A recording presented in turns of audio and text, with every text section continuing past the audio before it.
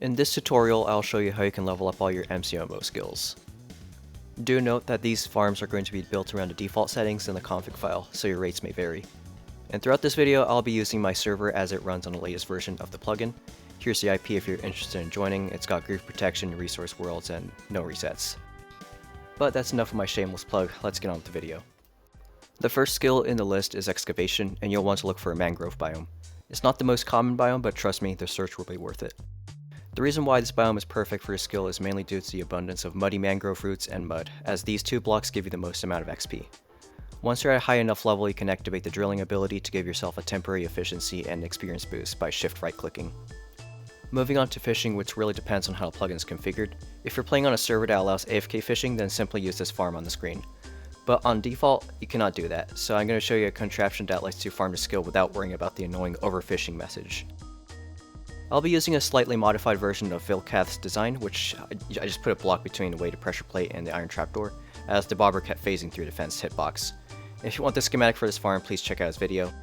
And this is by far the slowest skill to grind, and without the admins tweaking the config file, your best bet is to prioritize the lure enchantment on your fishy rod, and fish while you're on a boat.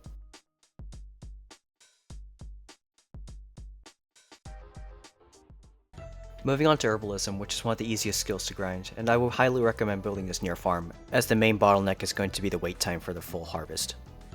Glowberries can grow up to around 25 blocks long, which takes a good 4 to 5 hours, and I would recommend building this in multiple levels. And do note that you should never use shears to harvest, as doing so would prevent the glowberries from growing. If you are on a server that does not allow fly, then you can simply build a platform that goes from one side to another, leaving a 4-block gap for the plants. And you could add walls in the corners if you want, just not where your plants grow. Our next skill is mining, and dripstone caves are a ticket to getting fast levels, though preferably the deepstone variant. This is because of their abundance of copper ore, which gives you a decent amount of XP. If you're lucky enough to find a geode, you hit the jackpot. Use a super breaker ability if you can, and if you're actively trying to look for geodes specifically, then they're a lot easier to find in the oceans. Woodcutting can be farmed with this contraption, which is a redstone clock and blocks that forces the mushroom to grow at a certain height. Make sure to place the mushroom on podzol if you plan to build this outside or at a lit area, and the main reason why behind brown mushrooms are mainly due to the simple shape and the experience per block, the insta-mine, and just be careful of your axe's durability as it goes by fast. And here's the farm in action.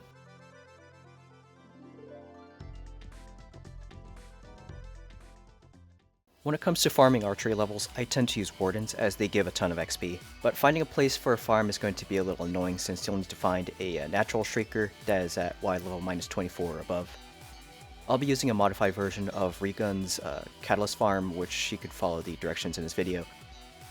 And the changes I made were the water stream that pushes the wardens down a ditch, and the ditch in question will be 36 blocks deep, and the platform where the player stands will be 14 blocks tall. This will allow the player to get a 2.25 times more XP from the distance multiplier. Next, you'll need to put skulk sensors at these points of the pillar, so you can activate the shrieker from just standing at the top. I would also suggest putting a strength 2 beacon. Here's the farm in action, which you'll need to wait for the first few wardens to spawn in before you can actually shoot the arrows. Once you have them in a pit, you can simply spam click and watch your levels go up. If there are too many wardens down there, you can pause despawning by simply crouching. For the next 7 skills, I'll be using creepers, as not only do they give a decent amount of XP, but also a lot of these will be based on close range attacks, which is a bit difficult with wardens. Farming axes will require you to have a sharpness 5 enchant with mending on it, and all you need to do is spam click the targets while going back and forth. A strength 2 beacon is recommended. Crossbows are extremely easy to farm as long as you have the piercing enchant. You'll also want to have quick charge on your crossbow. Maces are a bit difficult as you can get a decent amount of XP if you were to use the fall damage with density, but I'm still trying to design a good farm with decent rates. When I find a good farm for the skill, I'll put it in a pinned comment, so for now, I'll just be using the axes approach. Swords are straightforward to level. Get your sword with sharpness and sweeping edge and you're all set. Spears are a bit different as you can not only hit multiple mobs at once but also increase the damage dealt based on speed. This is where I designed a redstone contraption with slime and blue ice that quickly pushes the player back and forth. While moving, all you need to do is aim your spear towards the mobs and see the levels go. Farming tridents are the same thing as what I did with axes and maces. The same goes for Unarmed, but you need to pay close attention to your hotbar, as you'll not be getting experience by hitting mobs while holding an item. Now onto Acrobatics, which there are two ways to farm this skill. The first method is by falling, which you can automate by using Rankster's design. If you want the schematic, check out his video. And I made some tweaks to the design by adding glass enclosure and replacing the pistons with flowing water, as my player can sometimes get stuck. It is also recommended to light up the place and spawn-proof the area to prevent unwanted mobs from triggering the tripwire and pressure plates. When using this farm, be sure to use Feather Falling Boots, as you get an XP boost. Do not use Feather Falling 4, as the damage reduction offsets the multiplier. So for the best rates, use Feather Falling 1. I would recommend placing a beacon to give yourself regeneration. Avoid using jump boost and resistance. Since this farm takes up a lot of resources, there is another way to farm this skill. Instead of fall damage, we'll be using a passive skill called Dodging, which unlocks at Acrobatics level 100. You get better chances for this skill to activate at higher levels. For this method, I like to aggro a bunch of Endermen with a regeneration beacon. Just pay close attention to your armor durability when doing this.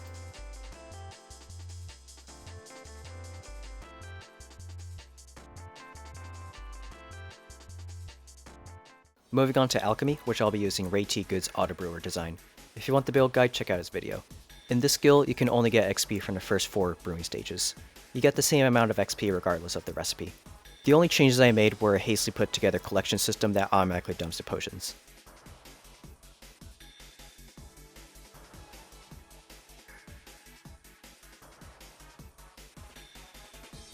For our last skill, we'll be taking a look at Repair. I'll be using Diamond Armor, as not only Netherite takes longer to break, but also takes a lot longer to get. Iron is also acceptable, but noticeably slower. To break your armor, you need to stand next to a 2-block tall cactus, or you can just use an Acrobatics dodging farm. For this farm, you need broken armor, iron block, a lot of food, and materials that the armor is using. In my case, I'll be using diamonds.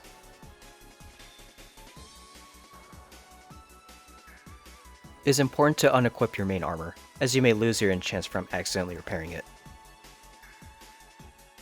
You can also obtain broken tools and armor from fishing if you're lucky enough. And that concludes my MCMMO guide. Hopefully you can get that #1 spot on your server and earn those bragging rights. If you enjoyed the video, smash that like button and maybe join my Minecraft server. Low-key I need players.